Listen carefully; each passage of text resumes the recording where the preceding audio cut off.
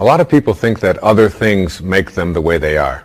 They will blame their past, they'll blame their parents, they'll blame the economy, they'll blame the Ayatollah, they'll blame somebody for things that are going wrong in their life. And one of the favorite things that we have to blame for why I'm upset at a particular moment is something called traffic. Traffic made me upset. And I've always reminded myself when I'm in a jam or when I'm on the freeway and I'm trying to get someplace, that traffic doesn't care. That you have within you the opportunity in this moment to really work on these things that are perhaps debilitating or creating anxiety or stress in your life. That these are tests, these are opportunities for you.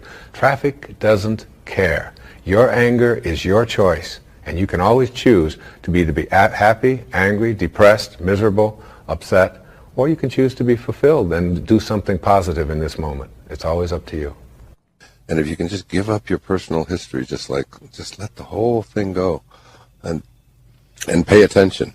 And when I thought about that yesterday, I went for a swim, and which I do every day. But it was after doing this seminar with Eckhart, and I noticed that I was more in the moment in that swim than any swim I've done in the last several years. And I swim virtually every single day at sunset for about an hour. In the ocean, and I just I was in every stroke, and every time I would look down with the goggles on, like whatever you see, whether you see fish or you see turtles or you just see rocks or trash or whatever it is that you see, it was like it was almost like the transcendence of time and just getting past it and just really immersing yourself into that present moment.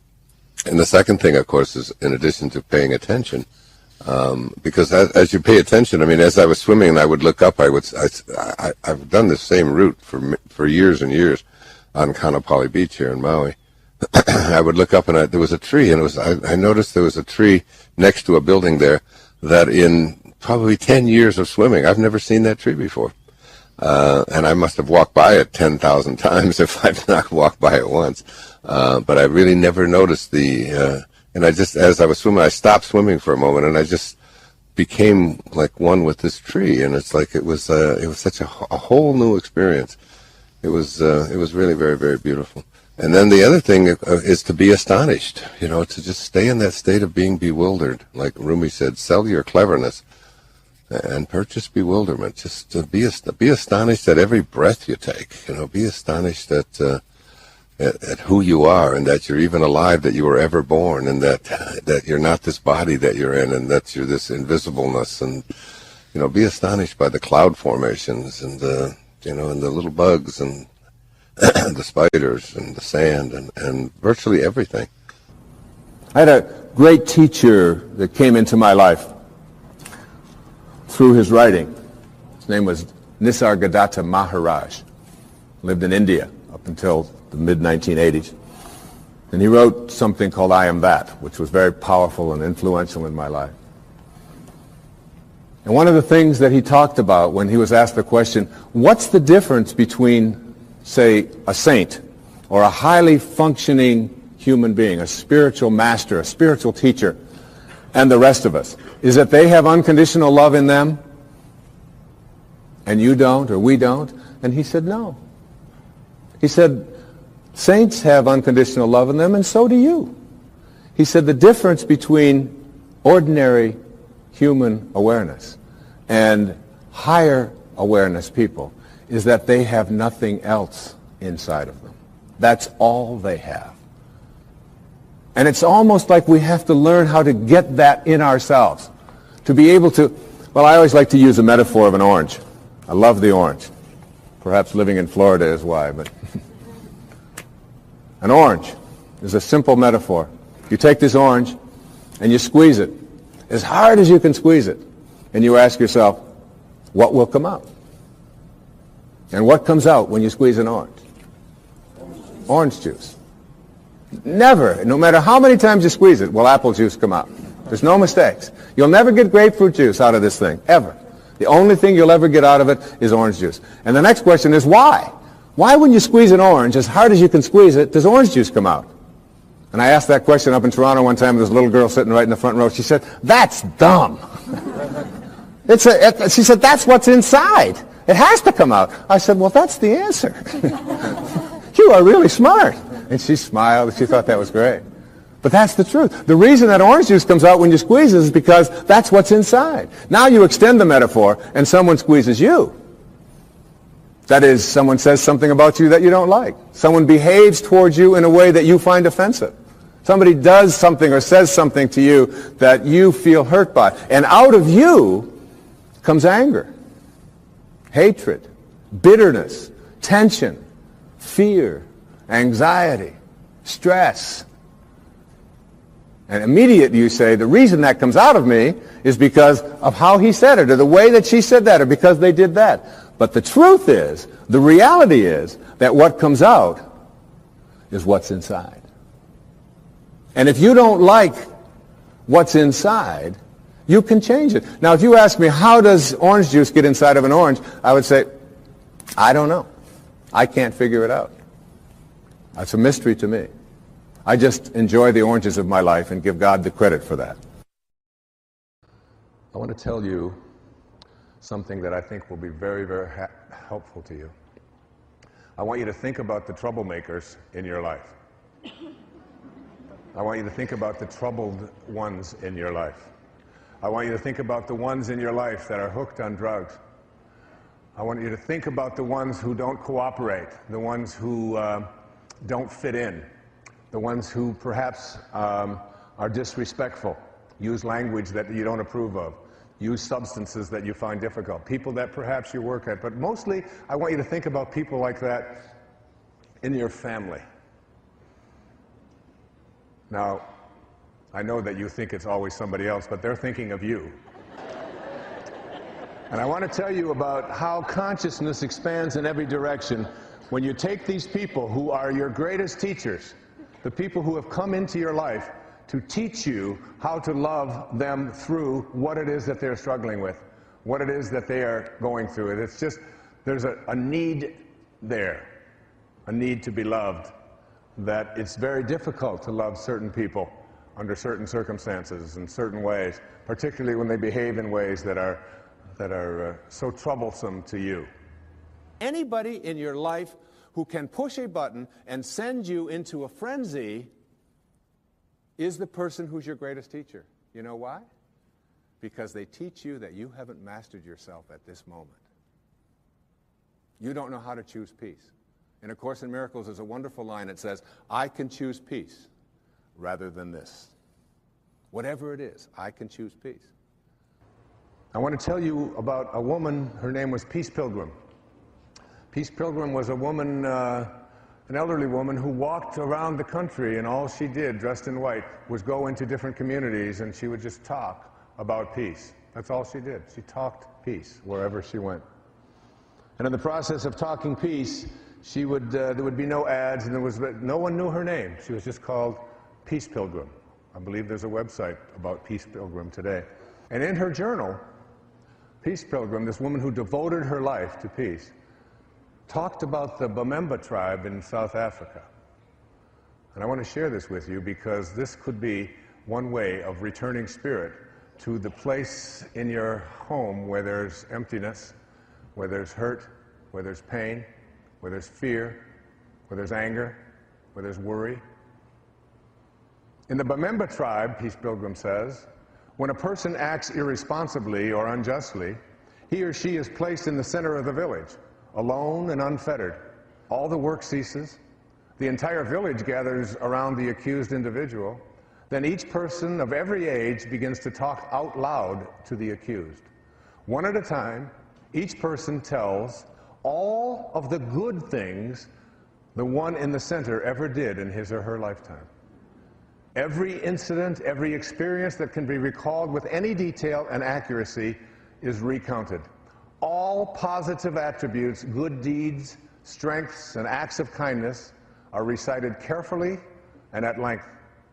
No one is permitted to fabricate, to exaggerate, or to be facetious about the accomplishments or the positive aspects of the accused person. The tribal ceremony often lasts several days, not ceasing until everyone is drained of every positive comment that can be mustered. At the end, the tribal circle is broken, a joyous celebration takes place, and the person is symbolically welcomed back into the tribe. Necessity for such ceremonies is rare. Now, I'd like to think about that in terms of what I learned since the family meeting that I called a decade or so ago. If I were to do it over, I would place this beautiful child in the center of that circle, and I would have everyone talk about the wonderful things about her, about however, wherever we go, she just always thinks about the downtrodden. Dad, can we just take some donuts out to these workers, these migrant workers? They never get to have just some, can't we just go over there? Come on, Dad, let's just take them some donuts. Can't we just do something nice for this person? I would tell them about the time that she went over on Mother's Day and bought a little trinket for her mom and wrote a little poem next to it. That I would talk about how she made us laugh all the time when she was a baby, and with that little tongue of hers and the little words that she made up and that funny little way that she walked and her own sense of independence. And we would go on and on and on with this. And if we can teach those who are troubled, those who cause us pain, those who use language that we don't approve of, those who dress in ways, those who do things to their bodies that we don't think they should do, if we can just immerse them in a culture of acceptance and love, even if they're behaving in ways that seem so anathema to you, if you can just find a way to continue to do that, eventually that spirit has to raise, and your consciousness expands in every direction. Learning to think from the end rather than about the end. People say, well, you're so productive, you get so much done, you've written so many books, you've done so many CDs, you've done all these PBS shows, you've done movies, and you know what, I basically think I screw off a lot. I don't really think I do that much at all. I mean, you can't even imagine. I mean, I take time to exercise 3.5 to 4 hours every single day of my life, every day. My kids will tell you. I swim in the ocean every day. I do yoga for 90 minutes, almost every single day of the week. I walk at minimum an hour and a half every day of power walking on top of all of the other things. It's hard for me to imagine myself not doing, because my imagination is so strong and such a part of what it is that is my life, that how it manifests isn't nearly as significant as that I keep my imagination sharp and focused. And I want to read you a little bit of Neville. It's a book, Moving from Desire to Wishes Fulfilled, by Neville. The great secret is a controlled imagination and a well-sustained attention firmly and repeatedly focused on the object to be accomplished.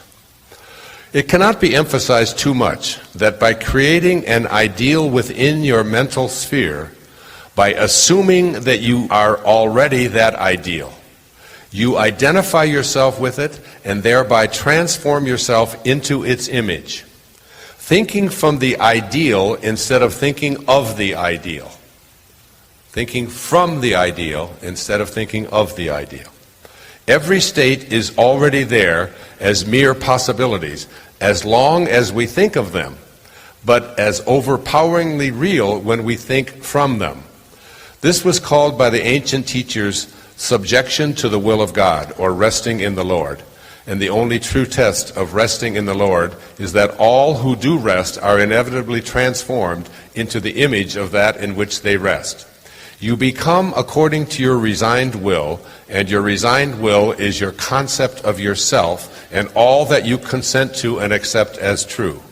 You, assuming the feeling of your wish fulfilled and continuing therein, take upon yourself the results of that state. Not assuming the feeling of your wish fulfilled, you are ever free of the results. The truth that sets you free is that you can experience in imagination what you desire to experience in reality, and by maintaining this experience in imagination, your desire will and must become an actuality. Again, the truth that sets you free is that you can experience in your imagination what you desire to experience in reality. And by maintaining this experience in imagination, your desire will become an actuality. Now, all I can say to you about that is that it really works. The first part of this is the power of your imagination. The second part of what I'm speaking about here is thinking from the end. The third concept, after thinking from the end, is these words. If you're taking notes, I want you to really have them underlined. These are the words that Neville has spoken that really resonated with me. He said, you must learn to assume the feeling of the wish fulfilled.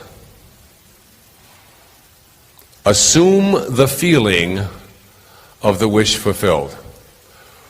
Whatever it is that you have in your imagination, this is the only tool that you have for bringing it into reality, for hardening it from a thought to perhaps first an image, and then a condition, and then an event, and then an object. That your imagination is the only place that you can make all of this happen. If it's the weight that you want to lose, if it's the addiction that you want to overcome, if it's the relationship you'd like to fix, whatever it is you'd like to create, he gives some very specific examples of how this can work. Assuming the feeling of the wish fulfilled means that in your imagination, you have created what it is, what you have imagined for yourself. You think now from that end rather than about that end. And now you assume the feeling of that wish being fulfilled. And where do you experience feelings? In your body. That's what the body is. It's the reservoir of feelings. They show up in your flushing. They show up when you get embarrassed. They show up when you get joyful. They show up when you get sad. You know, you have physical manifestations of feelings. You assume the feeling of this wish being fulfilled.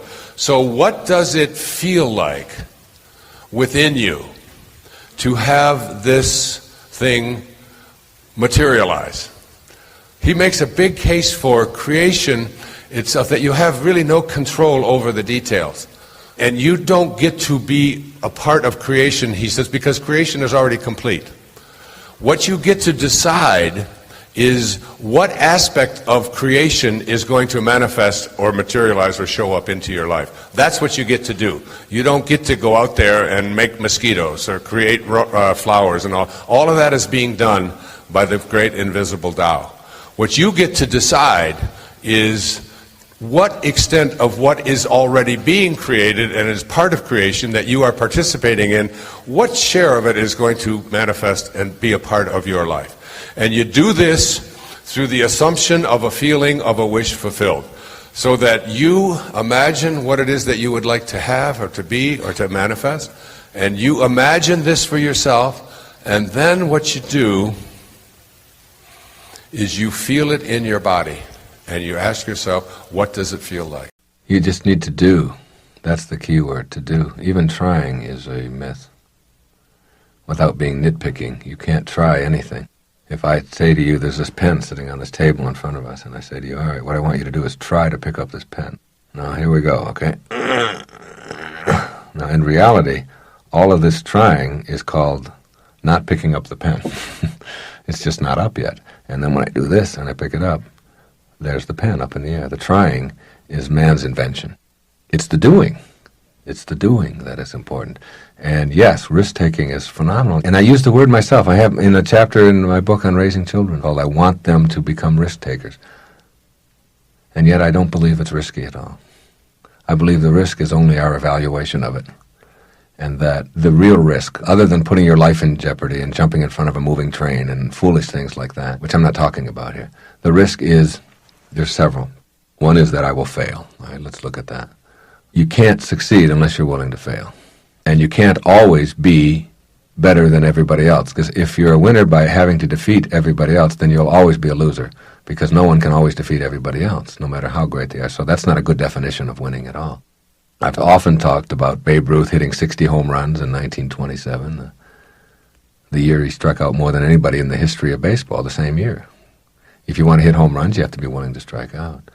And failing at something is just an opportunity, if you're looking at it the way I'm talking about. It's just an opportunity to see where you are and to assess who you are. And if you're having to look over your shoulder at somebody else to decide how you're doing, then somebody else's performance is determining who you are and how well you're doing. That's called competition. Enlightened people don't look at other people to determine where they are.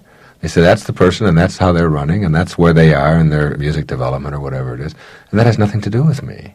Where I am is how I decide to believe. Now, there's nothing wrong with getting out there and competing in a tennis match or in a golf match or in bowling or in anything in life. But to understand that it's not to evaluate who you are and how valuable you are, but just to see how you stack up to somebody else. That's fine. And when it's over, it's over. That's one big risk. And when you get to a point where failure is something you welcome, because that's how you learn. You don't learn much from success except to stay the same. But when you fail at something, it's a wonderful experience because it gives you an opportunity to grow. To me, that's not risky at all, even though to many people it is, this whole business of failing. The other fear is that I won't be liked, or that somebody won't approve of me. Well, the enlightened people are independent of the good opinion of other people. They are not functioning and running their life based on what others think or say or tell them to do, but instead on what my own inner lights tell me to do, with the morality of, as long as I'm not hurting anybody else or interfering with anyone else's right to run their life as they choose, then anything that I do is okay. That's all morality is. Your right to swing your fist and flail around stops with my right to have my nose shaped the way I want it to be shaped. That's it.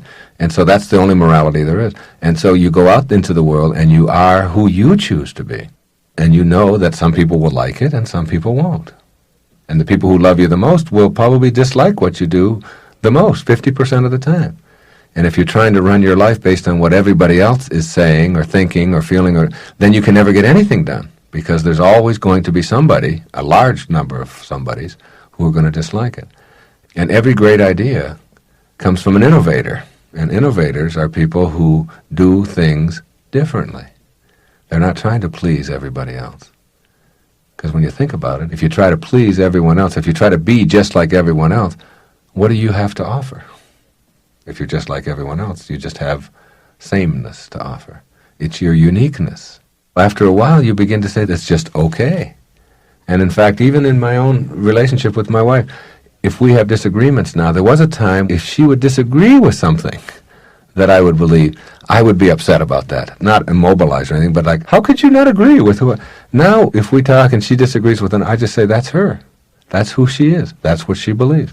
And she doesn't understand me, and that's okay. The greatest understanding you can have, if you want to be enlightened, is that no one will ever understand you, because you're unique. You are a unique creation, and no one can ever get behind your eyeballs and see things as you do. You are always alone with who you are, and yet never lonely if you like the person you're alone with. So those risks stop being risks after a while. They're only risks to people who are just starting out on the path, who are just beginning to find out how easy all of this is and how perfect it all is. And the further along you go, the less risk there is. It just doesn't matter anymore, whether you fail or whether somebody doesn't like it or whether or not it fits in. Those things just don't matter anymore.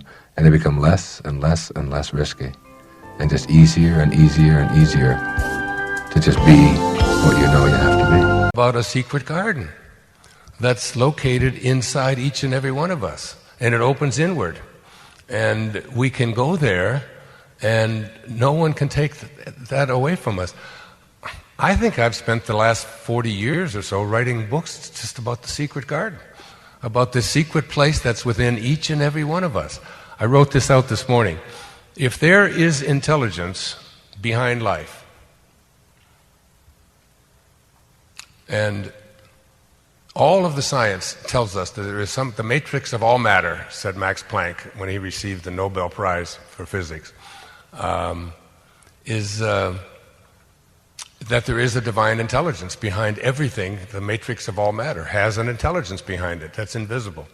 If there is intelligence behind life, and there is every reason to believe there must be, then all of that intelligence is innate in each creation of that intelligence. Thus, universal mind, God, the Tao, whatever you want to call it, is complete and entire within each and every one of us. All you have to do is discover it for its power and perfection to be yours. So think about that. If there's intelligence behind life, and we all know that there is, all the quantum physicists teach us that there must be, then all of that intelligence that you came from, it's the spirit that gives life, said Jesus. The flesh counts for nothing. So all of the intelligence from which you originated is within you. So that God intelligence, this grand capacity that all of us have, is within each and every one of us. The problem is that we've all been conditioned to believe something else about ourselves. One of the most controversial things that's written about in Wishes Fulfilled is this idea where I say, over and over again, that we are connected to God, we are pieces of God. Yes, you are God. That you must be like what you came from, and you came from this divine place, and within you is the capacity to heal, to transform, to make anything possible that you put your attention on. That's something that, even as Jesus said, even the least among you can do all that I have done and even greater things. It's within each and every one of us. We all have this capacity, and that's our secret garden. It's like, but we don't use it, and I'm using it right now to overcome some congestion that I've had, to overcome this neck thing.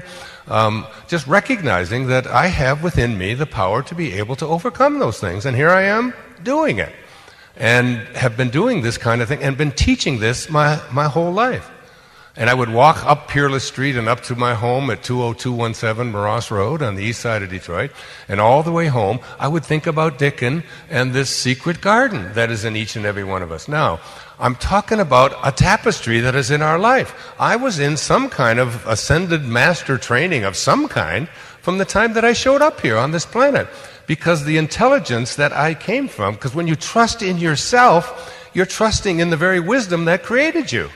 And if you don't trust in that and start believing what other people have told you is your dharma or your what you're to be, and you're trying to live somebody else's idea of it, one of the things I say over and over again as I wrote this, and by the way, I wrote 58 of these. I wrote 144,000 words in the next 5 months. From June, July, August, September, October, November, I wrote morning, noon, and night. And I couldn't stop. And I was writing by hand, and I think that's part of the thing that kicked off this neck thing, because and my kids all came and, oh, Dad, we're going to go do this and we're going to do that. And I said, well, you guys all go do that. It's like a calling that is so profound and so powerful that not only did I write that book, and have we done a public television special on it, and I think that when you read it, you're going to be astonished at how powerful it is to look back at the tapestry of your life and realize that you've been in the same kind of training. T.S. Eliot, the great American poet, said, "We shall not cease from exploration. But at the end of all of our exploring will be to return to the place from which we originated and to know it for the first time." He was talking about death. I'm not. I'm talking about I think that we can return to the place from which we originated, stay within our bodies, recognize our divine nature, and access it. All we have to do is decide that this is what we want to do.